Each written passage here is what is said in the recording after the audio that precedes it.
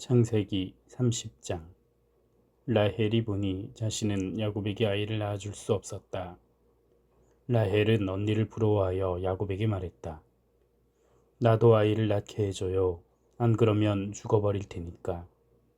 야곱이 라헬을 향한 노여움으로 불타올라서 말했다. 내가 하나님을 대신하겠소? 하나님이 당신에게 몸의 열매를 주시지 않는 거요. 라헬이 말했다. 여기 내 여자 노예 빌하가 있어요. 그에게 들어가세요.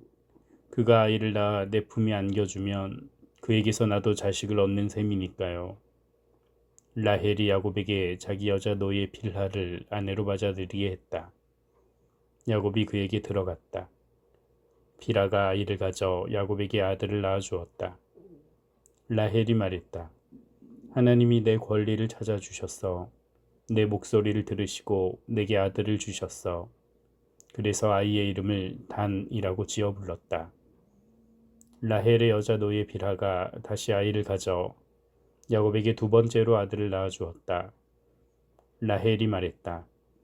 내가 언니와 제대로 맞씨름하여 이겼어. 그래서 아이의 이름을 납달리라고 지어 불렀다. 레아가 보니 자신이 더는 아이를 낳을 수 없었다. 그래서 야곱에게 자기 여자 노예 실바를 아내로 맞아들이게 했다.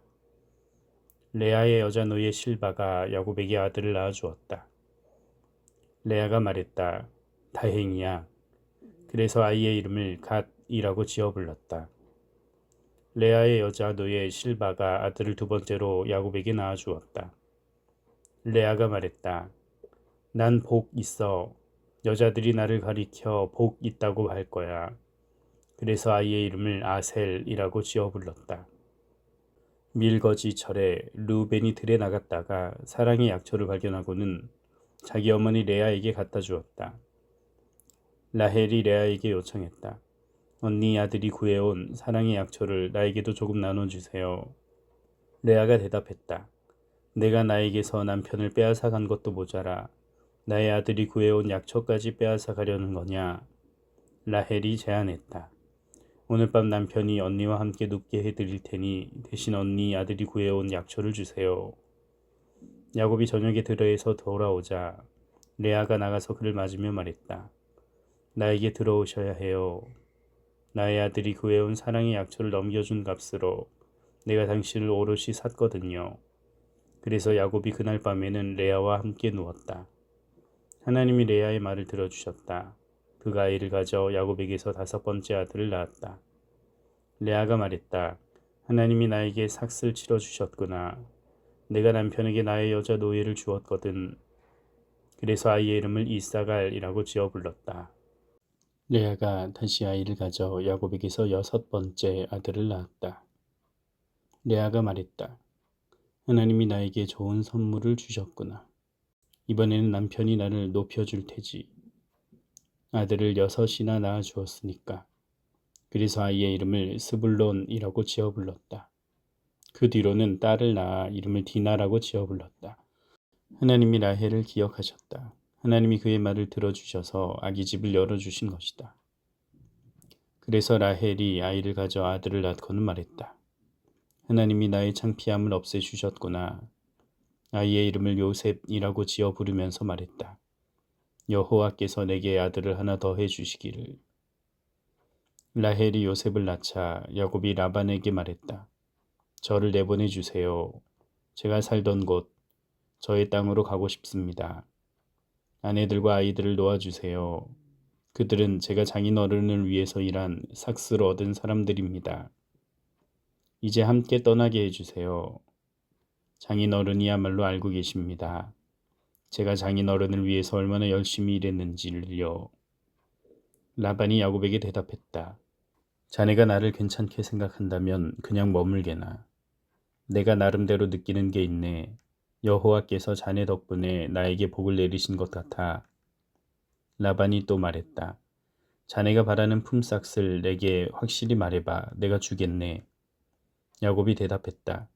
제가 이 집 일을 어떻게 해왔는지, 집 짐승들을 어떻게 보살펴 왔는지는 장인어른이 잘 아십니다. 제가 오기 전에 장인어른에게 있던 것은 보잘것 없었습니다. 그런데 엄청나게 많이 불어났습니다. 제 발걸음에 맞추어 여호와께서 장인어른에게 복을 내리셨습니다. 이제는 저도 저의 집을 위해서 뭔가를 하고 싶습니다. 언제 그럴 수 있을까요? 라반이 물었다. 자네에게 무엇을 줄까?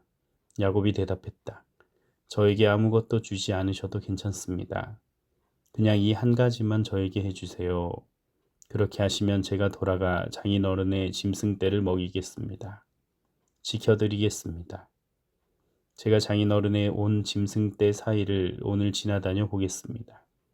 거기서 순양 가운데 점박이와 얼룩배기와 거무스름한 것을 다 골라내겠습니다. 염소 가운데서도 얼룩배기와 점박이를 골라내겠습니다. 그걸 제 삭스로 해주십시오. 나중에 장인어른이 제 품삯을 살펴보러 오시더라도 제가 공의롭다는 사실이 드러날 것입니다.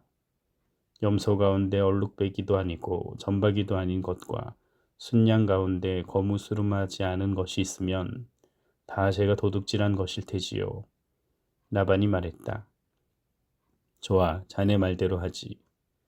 바로 그날 라반은 순염소 가운데서 줄무늬 있는 것과 점박이와 얼룩배기를 골라냈다. 암염소 가운데서 희끄무레하고 점과 얼룩이 있는 것을 다 골라냈다. 순양 가운데서 거무스름한 것까지 다 골라내어 아들들의 손에 넘겼다.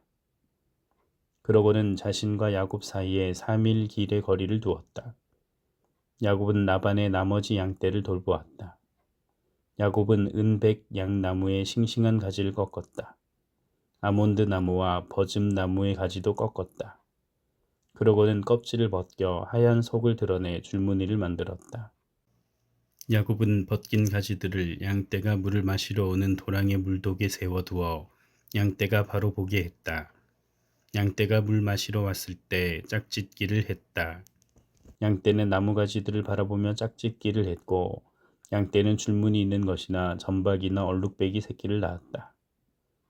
야곱은 그 새끼 양들을 가려내어 라반의 양떼 중에 줄무늬가 있거나 거무스름한 양들 맞은편에 두었다. 자신의 양떼는 따로 두어 라반의 양떼와 섞이지 않게 했다. 튼튼한 양들이 짝짓기 할 때에는 야곱이 나무가지들을 양떼의 눈앞에 곧 물독에 두었다. 그래서 양들이 나무가지들을 보며 짝짓기를 했다. 허약한 양들 앞에는 나뭇가지들을 두지 않았다. 그래서 허약한 양들은 라반의 것이 되고 튼튼한 양들은 야곱의 것이 되었다. 야곱의 재산이 어마어마하게 불어났다. 많은 양을 비롯하여 남자 노예들과 여자 노예들과 낙타들과 나귀들이 그의 것이 되었다.